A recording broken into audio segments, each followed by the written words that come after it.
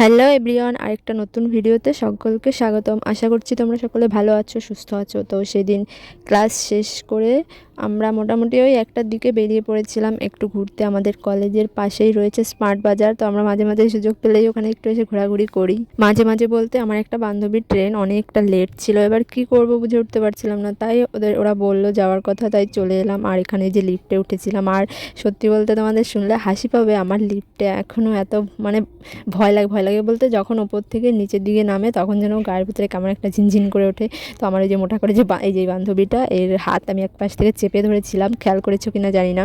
আর আমরা প্রথমেই চলে এসেছি জামা কাপড়ের কাউন্টারে। এখানে আসা স্বাভাবিক, মেয়েদের আগেই সব থেকে ড্রেসের প্রতি চোখ যায়, তাই আমরা এখানে চলে এসেছি। যেখানে সুন্দর সুন্দর নাইট প্যান্ট আর কি, যেগুলো কি দারুণ দারুণ ছিল।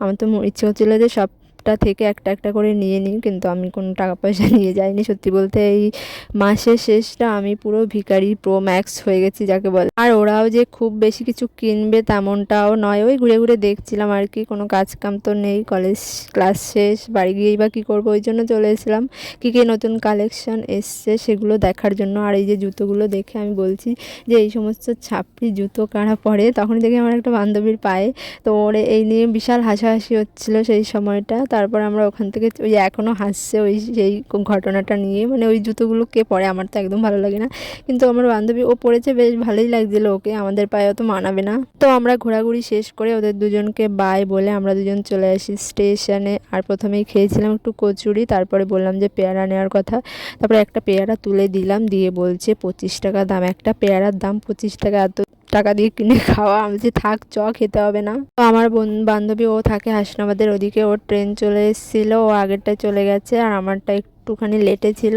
মানে ওই 15 মিনিট পরে ছিল, আমি বসেছিলাম। তারপর আমি আমার স্টেশনেও চলে আসি, নেমে একটু আখের রস খেয়ে নিয়েছিলাম, কারণ প্রচণ্ড রোদে মাথাটাও কেমন যেন ঘুরছিল। তো এই ছিল আজকের ছোট্ট ব্লগ, কেমন লাগলো অবশ্যই কমেন্টে জানিও, ভালো লাগলে চ্যানেলটাকে সাবস্ক্রাইব করে দিও। দেখা হচ্ছে নেক্সট ভিডিওতে, ততদিনের জন্য সবাই ভালো থেকো, সুস্থ থেকো, টাটা বাই।